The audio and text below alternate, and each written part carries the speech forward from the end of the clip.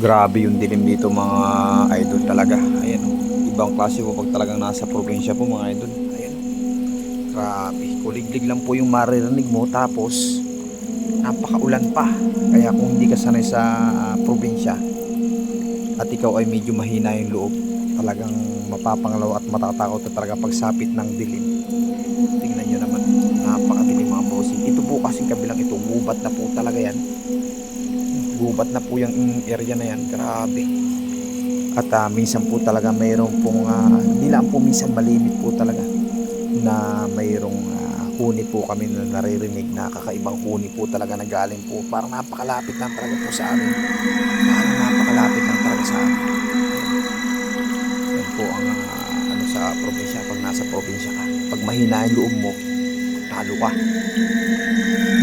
Maulan po ngayon, nalilipas lang po talaga yung bagong taon. Napakaulan. Yan, lagi po ako nagmamatsyag dito paggabi, especially paggabi. Nag-uusbam ako na yung mulit yung balahibo. Pinapanigan tayo ng balahibo. Nag-uusbam ako mga boss. Grabe. Promise talaga. Ayan, tapos napakaulan. Ayan. Yan, ito po kasing part ng bahay namin ay gubat po talaga ito. Itong pusto ng bahay po namin, gubat po talaga ito. Maulan po ngayon. Ayan. Gubat po talaga itong area ng bahay namin. Tapos ito pong mismo nagkakatayo namin ay ito po ay dati ay bangin. Natapunan lang po nung araw, tinapunan. Ginawang kalsada, tinapunan. Tapos napakalaki po ng puno kasya dito. Tapos ang palo, kamatsili, napakadami po. Tapos ito po talaga, gubat na gubat po talaga itong area na ito.